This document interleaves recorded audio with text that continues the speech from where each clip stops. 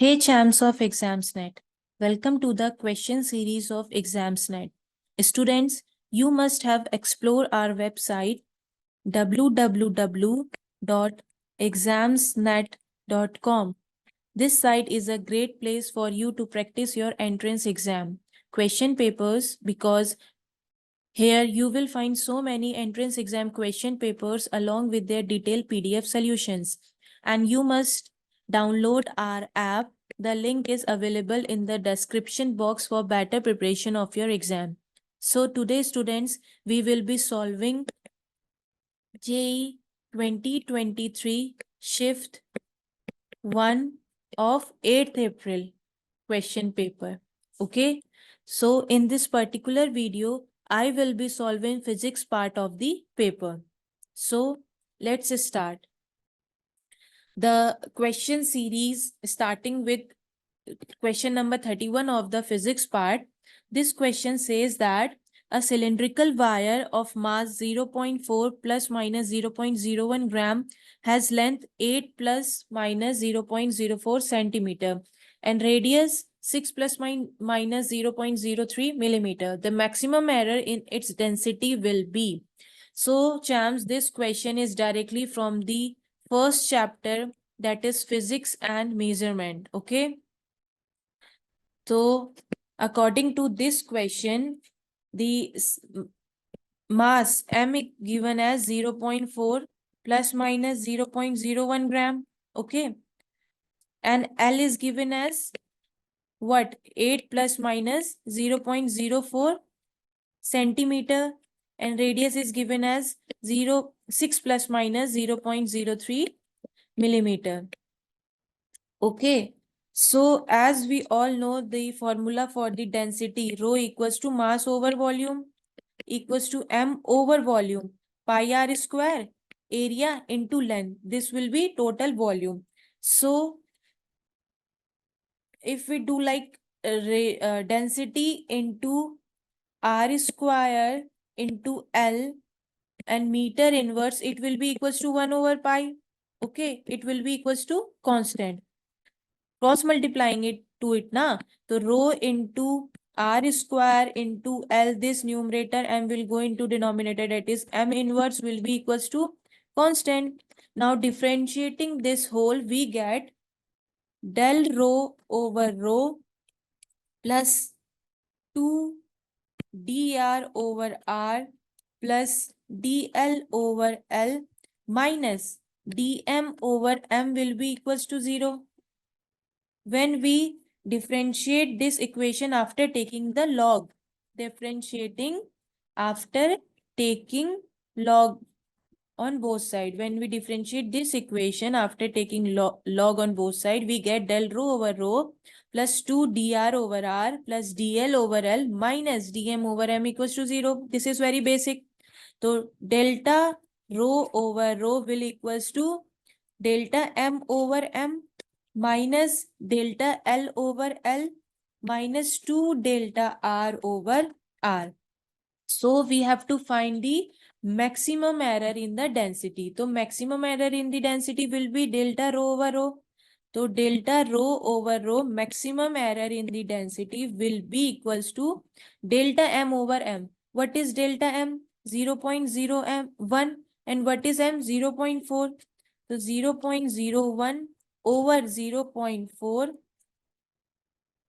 plus, students, whenever we find the error in something, so we always take the positive sign. If doesn't matter if there is negative sign, when we are solving the question, we have to take positive sign always because we are finding the maximum error. Okay.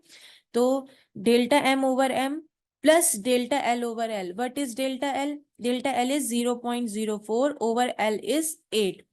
So 0.04 over 8 plus this plus 2 into delta R over R. What is delta R? 0.03. So 0.03 over R. R is 6. Now solving this, we get, when we solve this equation, we get 0.04. This is very basic. Delta rho over rho maximum will be equals to 0.04. So we percentage error, the percentage error will be equals to delta rho over rho into 100. It will be equals to 0.04 into 100. So it will be equals to 4%. Got it? So the correct answer is option A, 4%. Now moving towards our next question, question number 32. This question says that the engine of a train moving with speed 10 meter per second towards a platform sounds a whistle at frequency 400 Hz.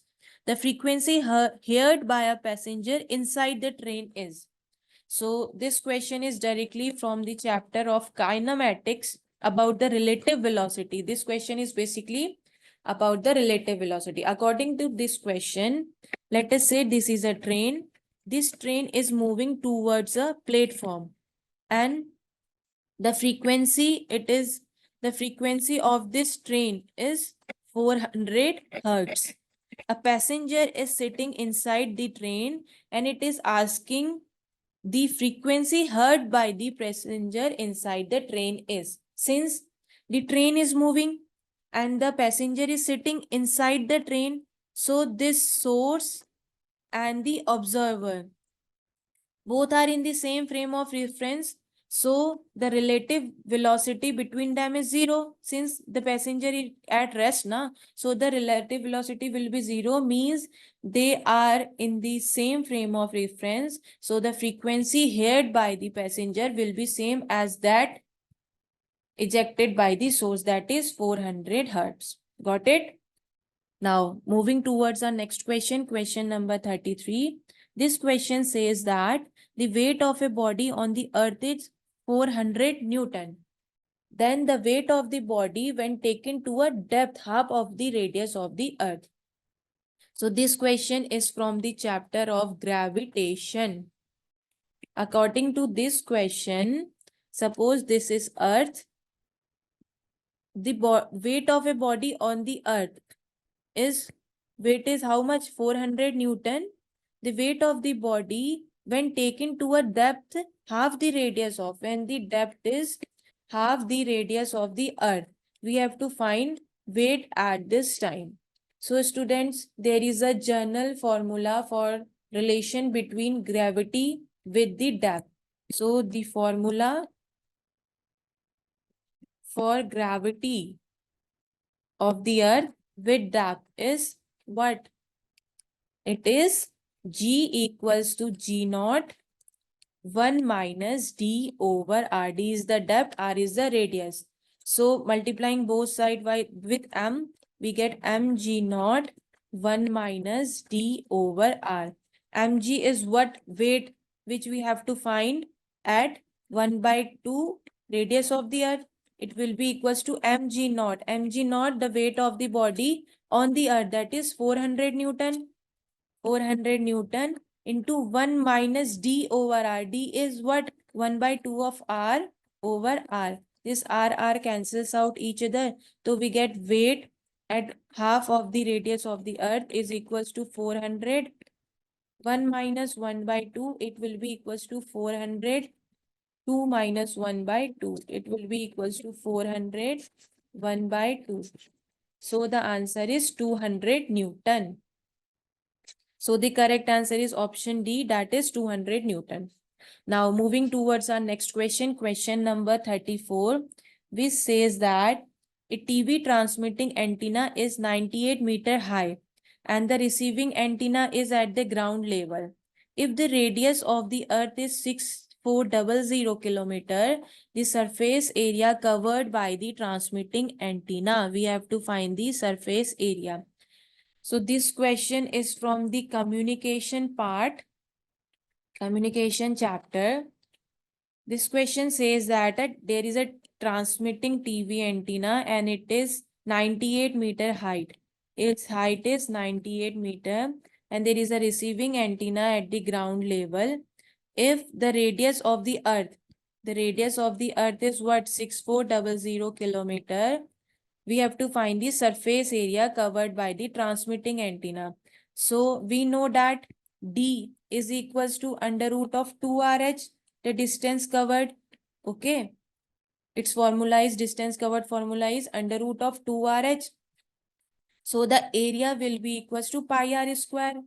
Here pi r square means pi into d square distance covered. So area will become pi into d square. D square means under root of 2RH square means 2 into r into h.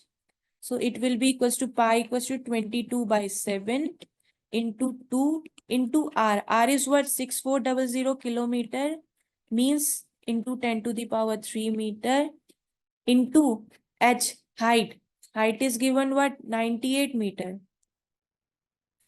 It will be equals to 22 by 7 into 2 into 6.4 into 10 to the power 3, 4, 5, 6 meter into 98. This will become meter square. And here the question, all the answers are in terms of kilometer meter square, km square. Na? So if we divide this whole equation by 10 to the power 6, so then we will get our answer in terms of km square, kilometer square. Na?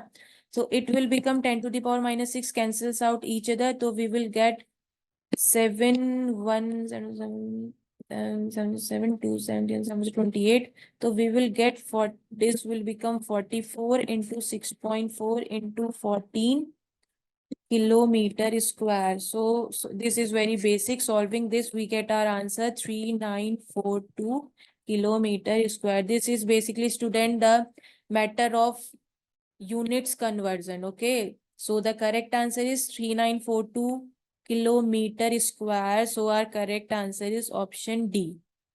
Now, moving towards our next question, question number 35. This question says that certain galvanometers have a fixed core made up of non-magnetic metallic material. Okay. The function of this metallic material. So this is basically from the theory part, and this question is from the magnetic effects of current and magnetism. Magnetic effects of current and magnetism. We know that whenever a galvanometer is fixed to a core made up of non-magnetic material, so the main function of this magnetic material is to bring the coil to rest. Okay, so the correct answer is option B, to bring the coil to the rest quickly. Now moving towards our next question, question number 36. Dimension of 1 over mu naught into epsilon. Now, this question is from the chapter of physics and measurement. Chapter first, physics and measurement. Okay. So we have to find the dimension of what? 1 over under root mu naught into epsilon naught. We know that c, speed, is equals to 1 of under root of mu naught into epsilon naught. So 1 over mu naught into epsilon naught means c square. So we have to find the dimension of c square, as c is equals to L over t, LT minus 1. So c square will be L over t square. So the dimension is L square over t square, means the correct answer is option D, L square over t square. Now moving towards our next question, question number 37.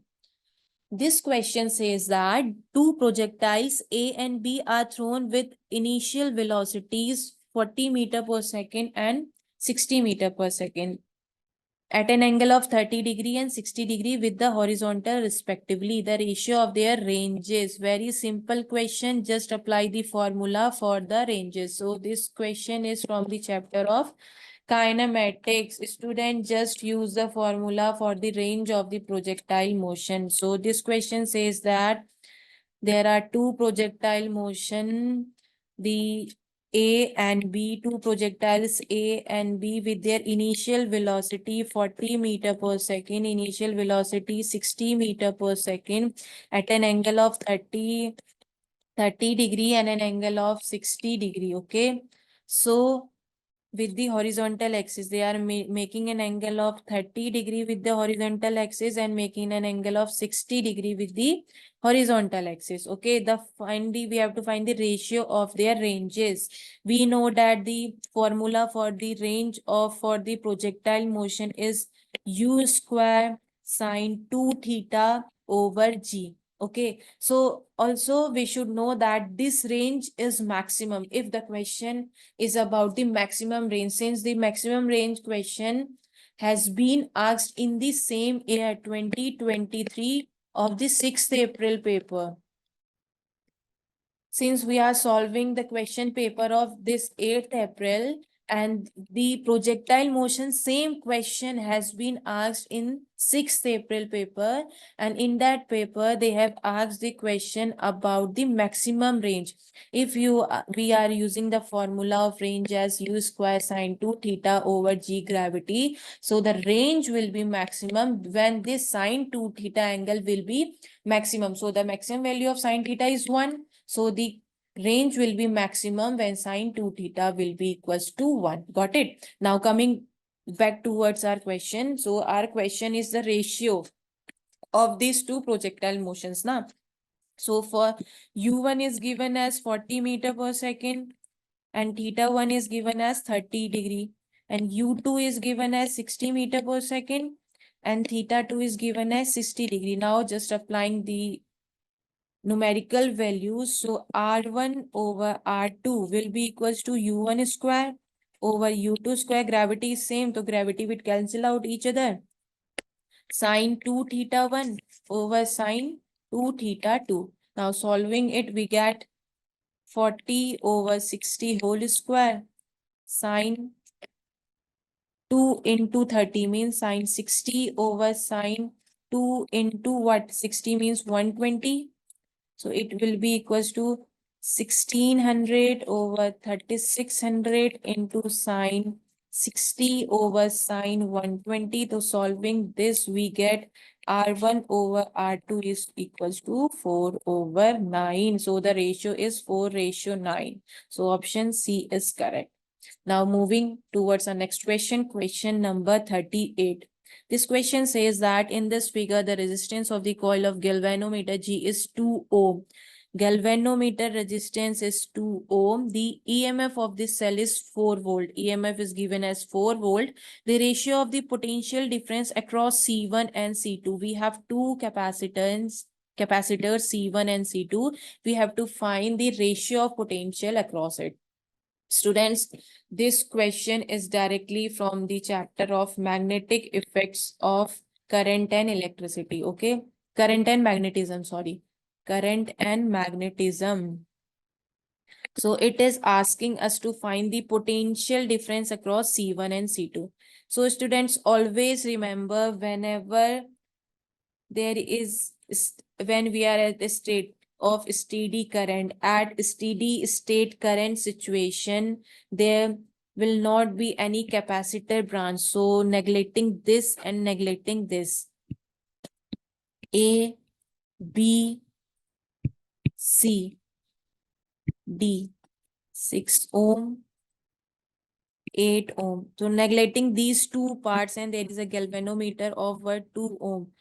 Whenever we are at steady state current, there will be no capacitor branch. So ignoring C1 and C2 branch, we have to find the potential difference across C1 and C2. Potential difference across C1 and C2 means potential difference across A and C, and potential difference across C2 means potential difference across B and D. So potential difference across A and C will be from the Ohm's law, V equals to IR.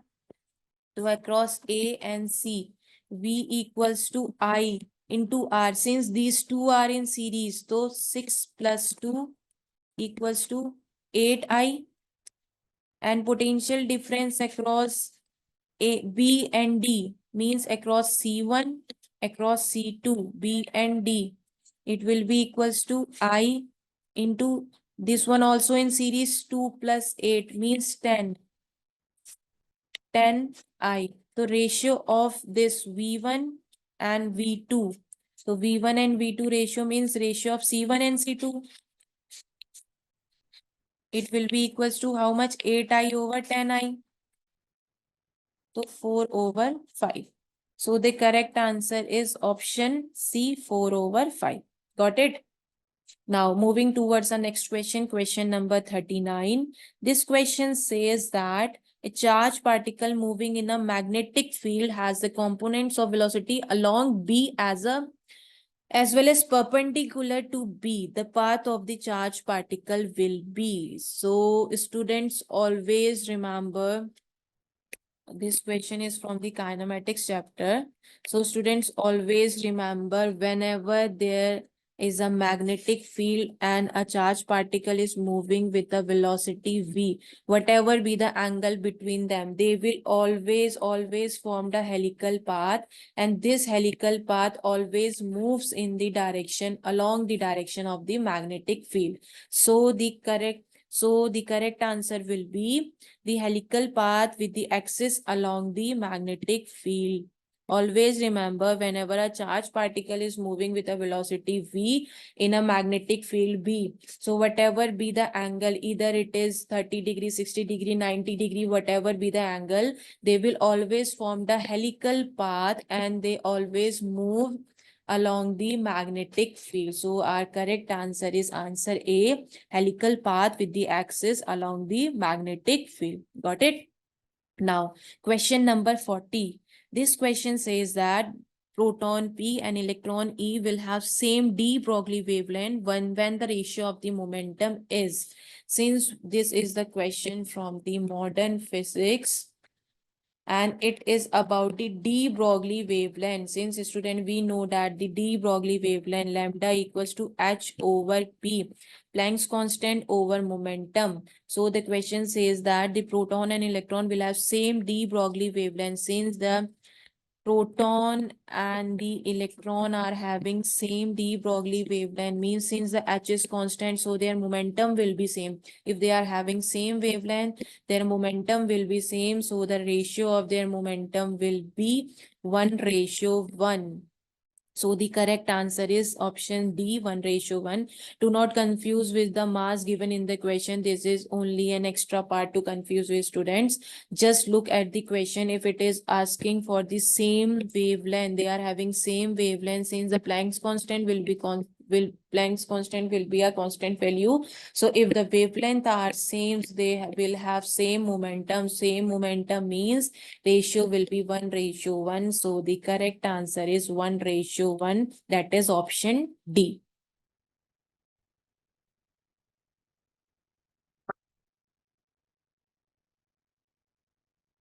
Hey champs, now let's move to our next question, that is question number 41. This question says that graphical variation of electric field due to a uniformly charged insulating solid sphere of radius r with distance small r from the center O is represented by. So champs, this question is directly from the chapter of electrostatics. According to this question, there is a solid sphere. So the difference between a solid sphere and a spherical hollow shell, or we can say a spherical shell or hollow sphere, is that in solid sphere the charge is distributed uniformly inside the sphere. So in a solid sphere the charge is distributed uniformly inside the sphere. Okay, and in a hollow shell or a spherical shell, the charge is distributed only on the surface of the sphere. Okay, so this is the basic difference between a solid sphere and spherical shell or hollow sphere.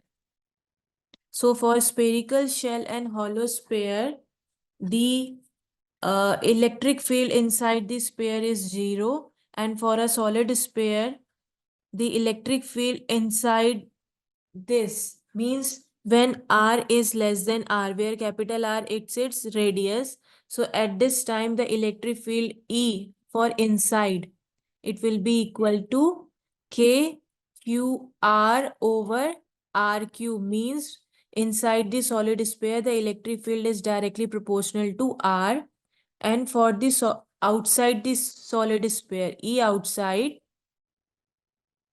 electric field is equals to KQ over R square means the electric field is directly proportional to 1 over R square.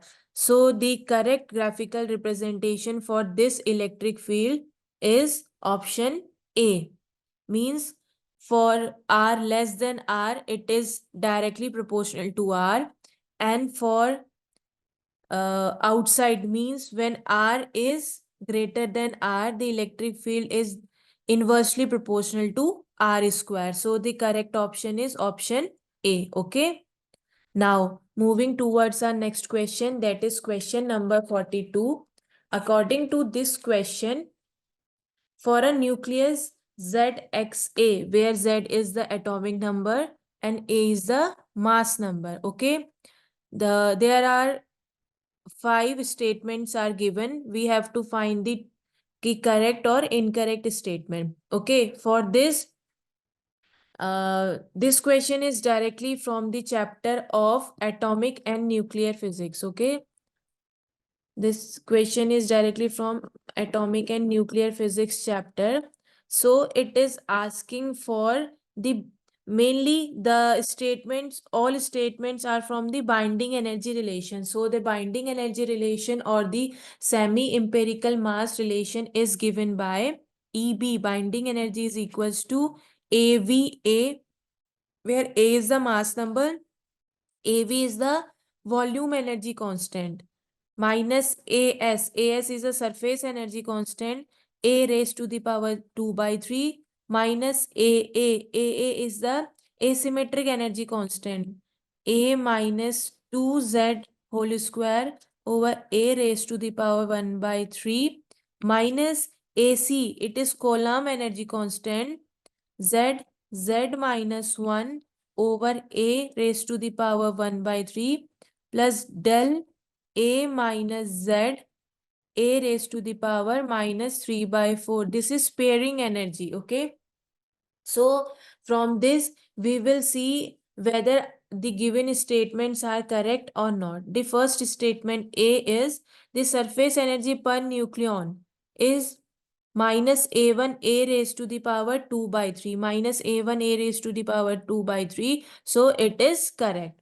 The second statement is the Coulomb contribution to binding energy equals to minus A2 ZZ minus 1 A raised to the power 4 by 3. But here in Coulomb energy, the power of mass number, that is A, is 1 by 3. So this statement is wrong. Third statement is the volume energy BV equals to A3A. Volume energy is AVA. This is correct. Fourth statement is decrease in the binding energy is proportional to surface area. Very true. Decrease in binding energy is directly proportional to surface area. And fifth statement is while estimating the surface energy, it is assumed that each nucleon interact with 12 nucleons. So this statement is wrong. It interacts only with 1, 2, 3, 4, 5 nucleon, not with 12 nucleons. So this statement is very wrong. So the correct option is BC not ABCD. Here B not, BCE not, CD. So the correct option is option D, CD only. Now moving towards our next question, question number 43. This question says that at any instant, the velocity of a particle of mass 500 gram is this. Velocity is given as this. If the force acting on the particle at t equals to 1 second is iota cap plus xj cap Newton, then we have to find the value of this x. First of all, student, this question is directly from the chapter of kinematics. This question is directly from kinematics. According to this question, we are given with mass. Mass equals to 500 gram. 500 gram means half kg. The velocity is given as 2t iota cap plus 3t square j cap meter per second. And the force is given as iota cap plus xj cap Newton. And time is 1 second. So first of all, the acceleration A is equals to del V over del T. So differentiating velocity with respect to time, we get 2 iota cap plus 6t j cap. Okay. And we know that force F is equals to mass into acceleration. So it will be equals to mass into acceleration. Acceleration what? 2 iota cap plus 6t j cap. Since mass is equals to 1 by 2, 2 iota cap and t is given what? 1 second to 6 j cap. So it will be equals to iota cap plus 3 j cap. So comparing with the given value of force iota cap plus x j cap. So it will be equals to iota cap plus x j cap. So the value of x is 3. So our correct answer is x equals to 3, option C. Okay. Now moving towards the next question, that is question number 44. This question says that given below are two statements. Statement 1 is if E is the total energy of a satellite moving around the earth, then its potential energy will be E by 2. And second statement is the kinetic energy of a satellite around revolving in an orbit is equals to the half the magnitude of the total energy. So student, this question is directly from the chapter of gravitation. Okay. This is from the chapter of gravitation. Now, this question says that the total energy of a satellite moving around this, if E is the total energy, then its potential energy is E by 2. Champs, we know that the kinetic energy, the magnitude of kinetic energy is equals to the magnitude of total energy, and this is equals to potential divided by 2. So if E is the total energy is equals to V by 2, so its potential V will be equals to 2E. Okay. So the statement 1 is for incorrect. Okay. The potential will be 2E, not the E by 2. And the second statement is the kinetic energy of a satellite revolving in an orbit is equals to half the magnitude of total energy. But we know that the magnitude of kinetic energy is equals to magnitude of total energy. So both these statements are incorrect. So our correct option is option A. That is both statement 1 and second are incorrect. Now next question says that two forces having magnitude A and A by 2 are perpendicular to each other. The magnitude of their resultant is, we have to find their magnitude. So for F1, the magnitude is given as A. This question is directly from kinematics chapter. The magnitude of F1 is A and magnitude of F2 is A by 2, and they are perpendicular to each other, means theta is equals to pi by 2. So the resultant magnitude formula is F net is equals to under root of F1 square plus F2 square plus 2 F1 F2 cos theta. Okay, so it will be equals to under root of A square plus A square by 4 plus 2F1 F2 cos theta. Here theta equals to pi by 2. Cos pi by 2 is what? 0. So it will be 0. Okay. So it will be equals to 5A square by 4. So the net force is equals to under root 5A by 2. So our correct answer is option D, under root 5A by 2. Now next question. This question says that for the logic circuit shown, the output waveform at Y is. We have to find the output waveform at Y. So this question is from the chapter of electronic devices. This question is from chapter of electronic devices. According to this question, we have to find the output waveform among these four options. Okay. A, since we know that this is a NOT gate, this is also a NOT gate. So A bar and this will be B bar, and this is a NAND gate. So for Y it will be equals to A bar dot B bar whole bar. So using Boolean algebra, it will be equals to A bar bar plus B bar bar. So it will be equals to A plus B. Means our output Y is equals to A plus B, means whatever be the waveform of A and B, the resultant will be their combination A plus B. So here A starts from 2 and B starts from 1 to 2 and then 3 to 4. So our waveform should go from 1 to 4. So the correct option from these four will be option B. In option B, the waveform is starting from A and heading towards 4, ending at 4. Okay. Now, next question. Question number 47. This question says that an aluminium rod with Young's modulus Y equals to 7.0 into 10 to the power 10 Newton per meter square undergoes elastic strain of 0.04%. The energy per unit volume stored in the rod in SI unit is. This question is from the chapter of properties of solids and liquids. Okay. Now, this question says that Young's modulus is this and strain is given 0.04%. We have to find the energy per unit volume stored. So students, the formula for energy stored is equals to 1 by 2 into stress into strain. Okay. And we know that stress is equals to Young's modulus into strain into this strain. So it will be equals to 1 by 2 into Young's modulus into strain whole square. Okay.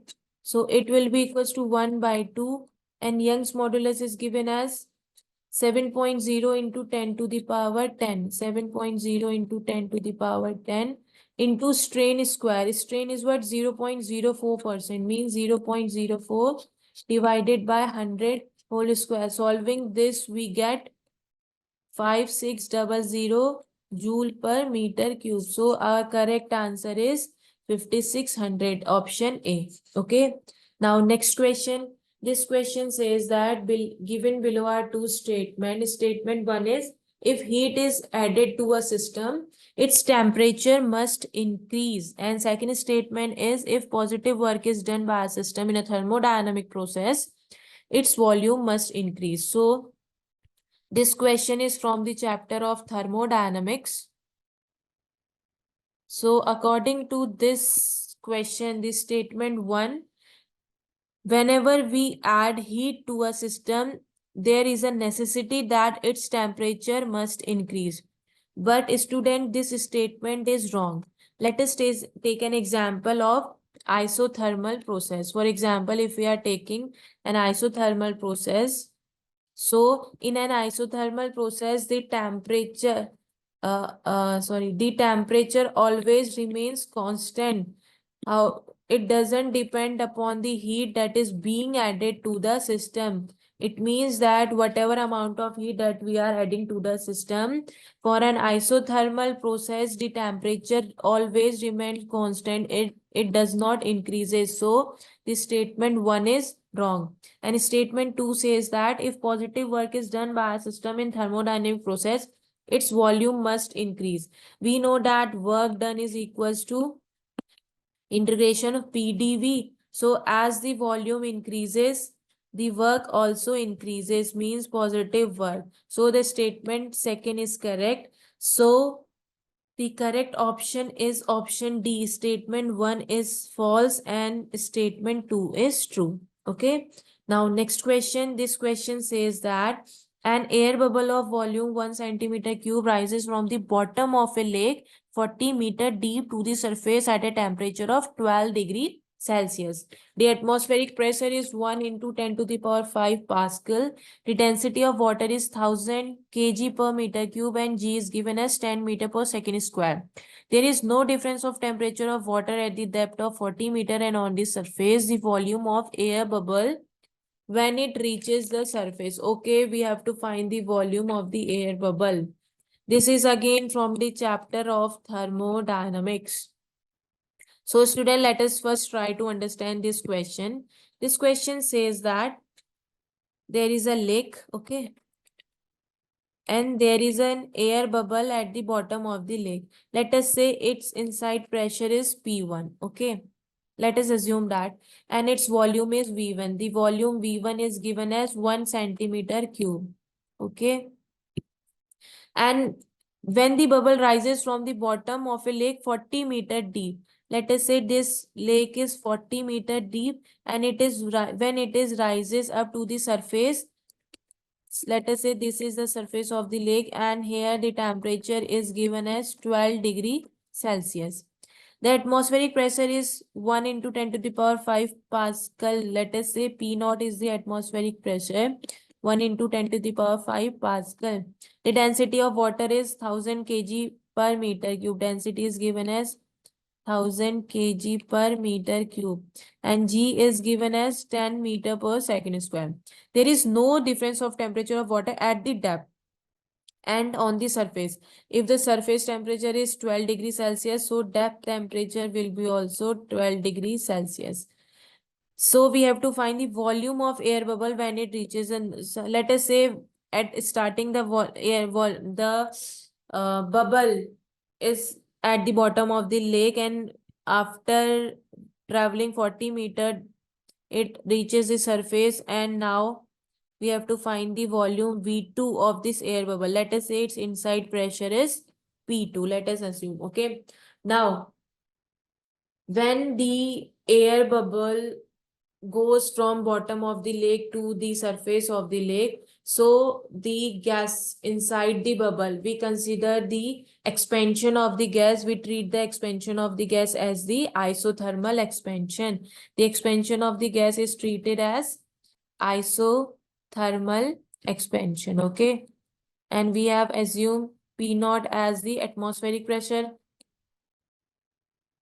okay. Now if it is undergoing an isothermal expansion, let us say at the bottom of the lake its inside pressure is P1. Let us assume its outside pressure is P1 dash. Let us assume that, okay. Now if at the bottom of the lake the inside pressure is P1 and outside pressure is P1 dash, then the pressure change in pressure P1 minus P1 dash must be equals to 2 into surface tension.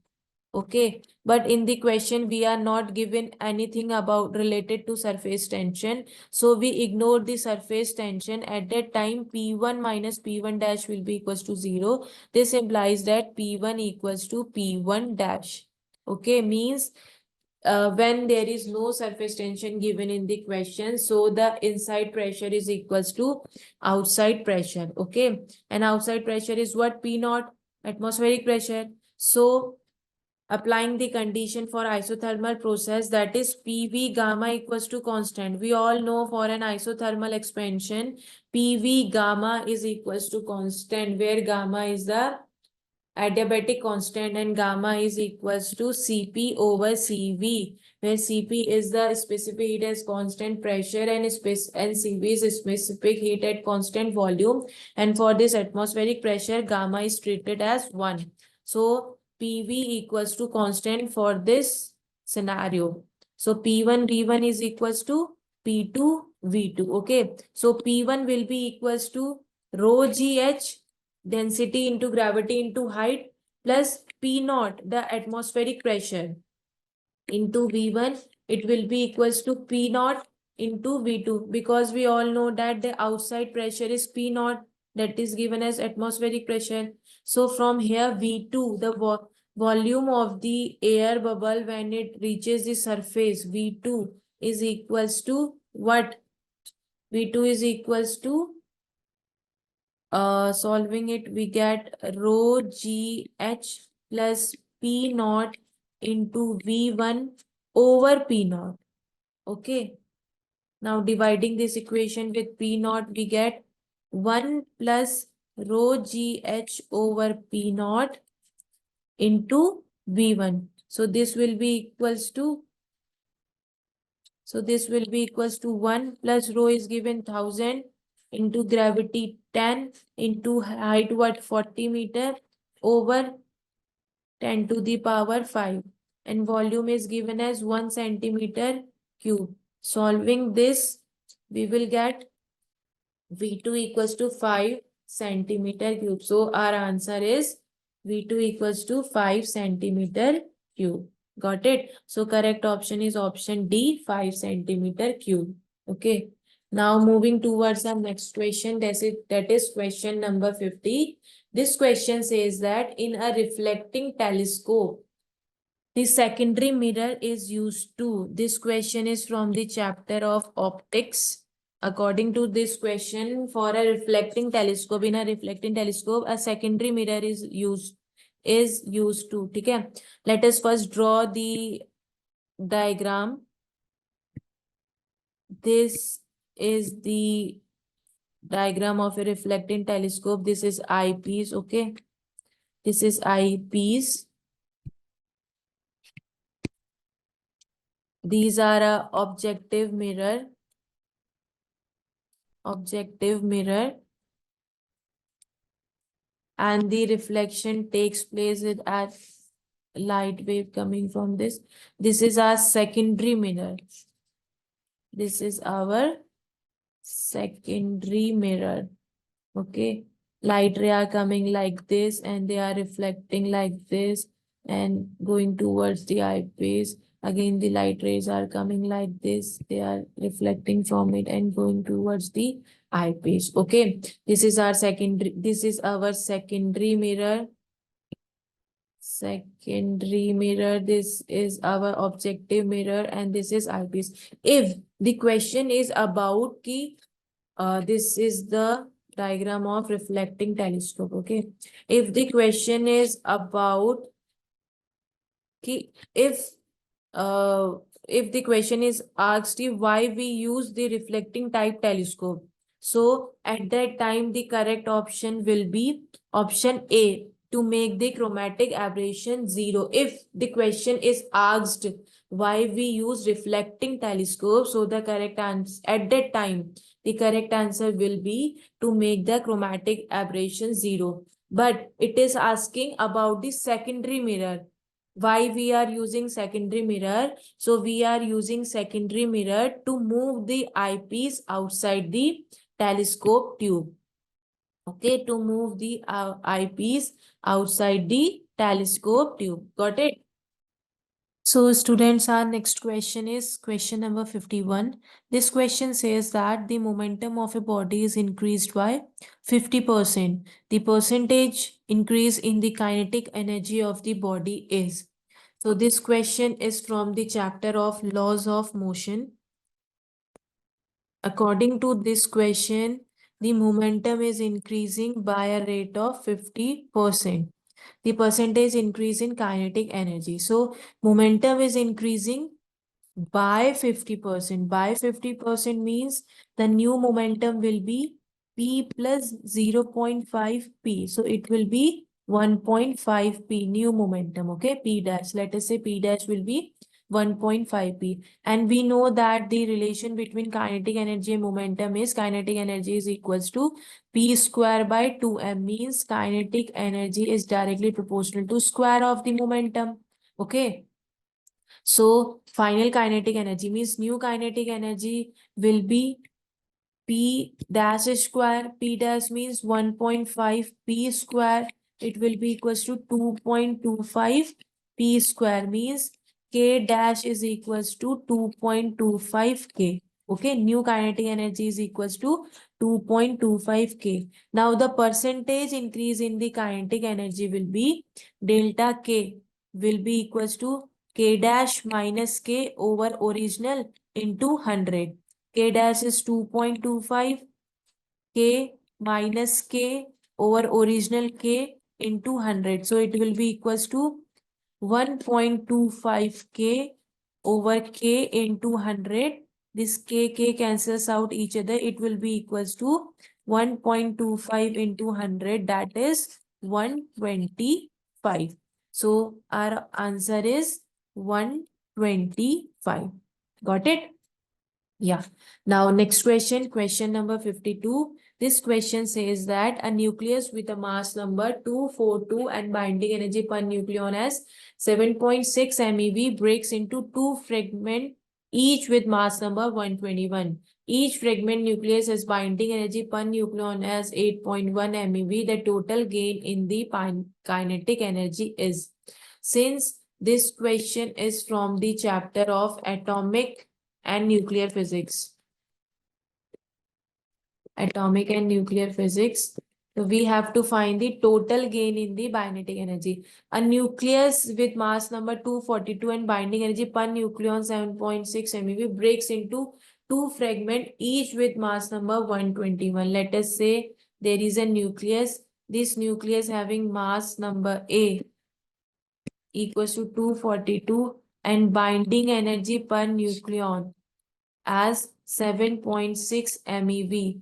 It is breaks into two fragments, each with mass number 121. Let us say it is breaking into two fragments and each mass number A is equals to 121. So if each fragment has binding energy, it is having a binding energy per nucleon as 8.1 MeV. So we have to find the total gain in the kinetic energy. So gain in the binding energy will be equals to a final binding energy minus initial binding energy. Okay.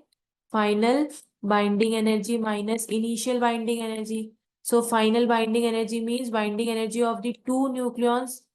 So it will be equals to 2 and we are given binding energy per nucleon. So binding energy will be equals to 121 into this. So 121 into 8.1 minus initial. Initial is 242 into 7.6. 242 into 7.6. So it will be equals to 242 into 8.1 minus 242 into 7.6. 6 it is. So taking 242 common, we get 242, 8.1 minus 7.6. So it will be equals to 121 mega electron volt. So our answer is 121 mega electron volt. Okay.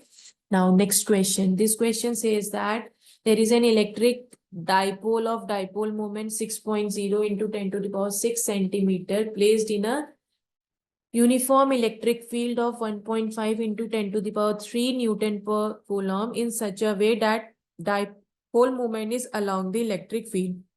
The work done in rotating dipole by 180 degree in this field will be, we have to find the work done. So this question is from the chapter of electrostatics. So according to this question, initially there is an uniform electric field and the dipole is along the direction of this electric field. If the dipole is along the direction of this electric field, at that time, initially, theta will be 0 degree. Okay. Theta will be 0 degree. And after some time, the dipole is rotated by an angle of 180 degree. If theta 1 is 0 degree, theta 2 will be 180 degree. Okay. Initially, the dipole is along the electric field. Along the electric field means 0 degree. And after some time, it is rotated by an angle of 180 degree. So we have to find the work done. Okay. We know that work done is equals to final potential minus initial potential. Okay, VF minus VI. So this will be equals to and it is equals to minus P dot E final minus P dot E initial. Okay, so final there is 180 degree. So minus P dot E minus means PE cos 180 degree final, and this minus minus plus and PE cos 0. Cos 0 is what? 1. So it will be PE only. So it will cos 80, cos 180 means minus 1 minus minus plus. So PE plus PE. This will be equals to 2 PE. Now putting the value of P and E. So 2 into P. P is what?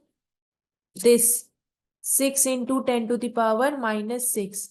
6 into 10 to the power minus 6. into E. E is given as 1.5 into 10 to the power 3. 1.5 into 10 to the power 3. So this comes out to be 18. Okay. So our answer is 18 millijoule. Our answer is 18. Okay. Now next question. Question number 54. This question says that there is an organ pipe 40 centimeter long. It is open at both the ends. So the organ pipe is open at both the ends. The speed of sound in air is 360 meter per second. The frequency of the second harmonic is, we have to find the frequency of the second harmonic. So this question is directly from the chapter of what? Communication. This question is from the chapter of communication. According to this question, the organ pipe 40 centimeter long is open at both the ends. So we have to find the frequency of the second harmonic. The frequency of the second harmonic is given as NV over 2L. Okay. And we have to find the speed of second harmonic. So N will be equals to 2V over 2L. 2 cancels out each other. It will be equals to V over L. V is given as what? 360. Okay. 360 over L. L is given as what? 40 centimeter. So it will be equal to 0.4.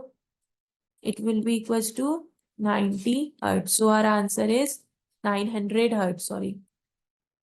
Now next question. Question number 55. This question says that the moment of inertia of a semiconductor ring about an axis passing through the center and perpendicular to the plane of ring is 1 over x mr square, where r is the radius and m is the mass of the semicircular ring. The value of x, we have to find the value of x.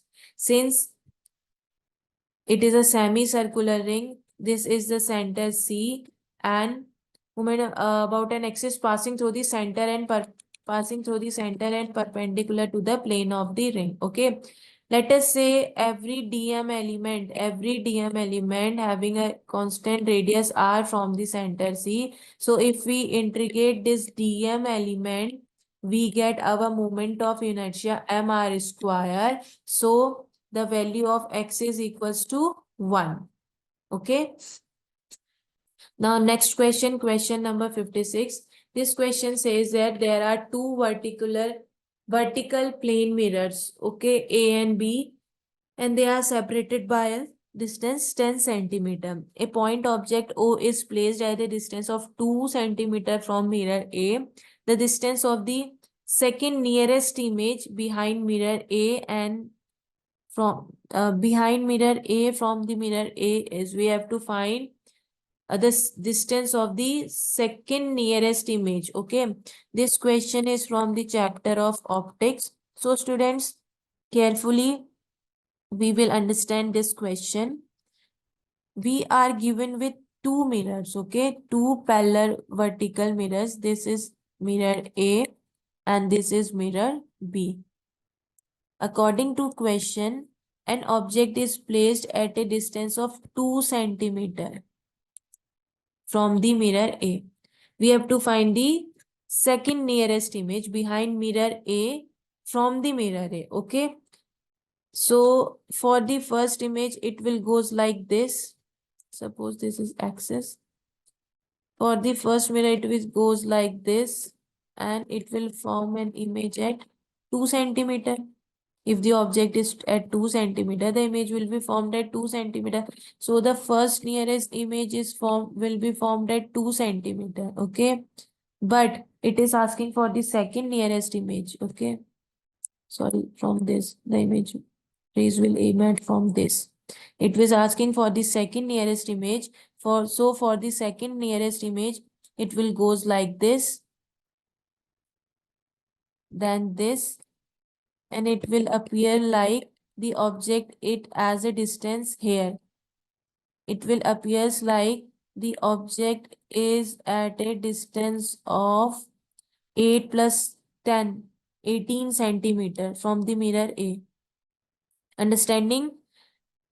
Initially, the object it as 2 centimeter from the mirror A, but when the light rays goes this and then after reflecting like this, so it seems like the object it as at a distance of 18 centimeter from the mirror A. If the object is at 18 centimeter from the mirror A, then the image will also form at a distance of 18 centimeter behind the mirror A from the mirror A. So our answer is 18 centimeter, means the second nearest image will be forming at 18 centimeter. Okay. There is another method for solving this question. This is a very simple trick for solving such type of question if they will be asked in near future. So this is mirror A small trick for such type of question. This is mirror A, this is mirror B. The object is at a 2 centimeter from the mirror A and 8 centimeter from the mirror B. And the distance between them is what? 10 centimeter. So adding 10, 10 to each time. 10, 10. 8 plus 10, 18. 10 plus 2, 12. Then again 12 plus 10 and 18 plus 10. 12 plus 10, 22. 18 plus 10, 28. It means that the first image will be formed at 2 centimeter. The second image will be formed at 18 centimeter from mirror A. The third image will be formed at 22 centimeter from A. The first image will be formed at 8 centimeter from mirror B, 12 centimeter from mirror B, and 28 centimeter from mirror B. So this is a simple trick for solving such type of question. And from this also we can tally our answer. The first image is forming at 2 centimeter from A. The second image is forming at 18 centimeter from mirror A. Okay. Now, next question. Next question is question number 57. According to this question, the magnetic intensity at the center of a long current carrying solenoid is found to be 1.6 into 10 to the power 3 ampere per meter if the number of turns is 8 per centimeter. Then the current flowing through the solenoid is. This question is from the chapter of what electrostats, I think, or current magnetism. This question chapter magnetic effects of current and magnetism. Okay. Now, according to this question, the magnetic intensity is given as this. We know that the magnetic intensity H is equal to number of turns into I. So we have to find the current. I will be equals to H over N.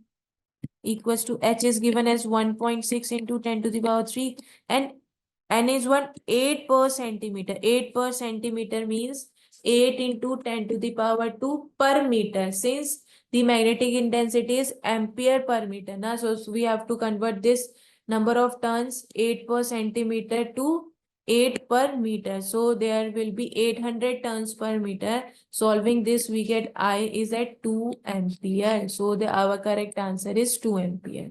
Okay.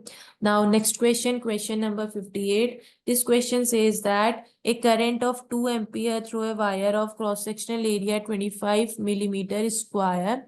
The number of free electrons in a cubic meter are 2 into 10 to the power 28. The drift velocities is asking for the drift velocity. So this question is from the chapter of kinematics. We know the very basic formula for the drift velocity and current is I equals to NEAVD. Okay. So VD will be equals to I over NEA. So it will be equals to I what 2. Current is 2 ampere na. And N is 2 into 10 to the power 28. E is 1.6 into 10 to the power minus 19 into what? Cross-sectional area is 25 millimeter square means 25 into 10 to the power minus 3 into 2 minus 6. Okay. So VD is equals to 25 meter per second. So our answer is 25 meter per second. 25 into 10 to the power minus 6. Okay. Now, next question. Question number 59. This question says that an oscillating LC circuit consists of a 75 millihertz inductor, millihenry, sorry, and a 1.2 microfarad capacitor. If the maximum charge to the capacitor is 2.7 microcoulomb, then the maximum current in the circuit will be. So this question is from electromagnetic induction chapter. Electromagnetic induction chapter. Okay. So according to this question, if the current will be maximum, so if the charge will be maximum, so current will be minimum. So for this, q square maximum over 2c energy will be equals to this. And if the current is maximum, so charge is minimum. So at that time, the energy will be equals to half Li square maximum. So I maximum will be equals to 2 cancels out each other. So I maximum will be equals to Q over under root of LC. Now putting the values, Q is given as 2.7 microcoulomb, means 2 into 10 to the power minus 6 over under root of LC. L 75 milli into 10 to the power minus 3 into C 1.2 micro, means into 10 to the power minus 6. So solving it, we get I is 9 into 10 to the power minus 3 ampere, means I maximum is equals to 9 milliampere. Okay, so our answer is 9 milliampere. Now, next question, question number 60. This question says that there is an air bubble of diameter 6 millimeter that rises straightly through a solution of density 1750 kilogram per meter cube at a rate of 0.35 centimeter per second. The coefficient of viscosity of the solution, we have to find the coefficient of viscosity. So this question is from the chapter of properties of solids and liquids. Properties of solids and liquid. According to this question, there is an air bubble, okay? Since we have to find the coefficient of viscosity and we have to neglect the density of air. So for the uniform velocity, net force will be equals to 0. Net force will be equals to 0. It means that B will be equals to 6 pi eta R into V from the coefficient of viscosity formula, and it will be equals to density into volume into gravity. So density into volume into gravity equals to 6 pi eta R into V. So rho into volume of this air bubble, since it is sphere, its volume will be 4/3 pi R cube, where R is the radius of this bubble. 4/3 pi R cube into gravity G will be equals to 6 pi eta RV, and we have to find the coefficient of viscosity, this eta. So eta will be equals to rho into 4 into pi R square into G over 3 into 6 into pi into R into V. So pi cancels out each other. This R cancel out, and 2 2s are 4, 2 3s are 6. So eta will be equals to 2 rho R G over 9 into V. Solving it, we get eta is equals to 2 into 1750 into R. R is what? 6 millimeter diameter, means 3 into 10 to the power minus 3 into 10. Okay. Over 9 into velocity. Velocity is given as, okay, it will be pi R cube, not R square. 4/3 pi R cube. So here will be R square. Okay. Yeah. Into V, velocity. Velocity is given as what? At a rate of 0.35 centimeter per second. So converting it into meter into 10 to the power minus 2. So eta will be 10 Pascal second. So our answer is 10 Pascal second. Eta will be equal to 10 Pascal second. Okay.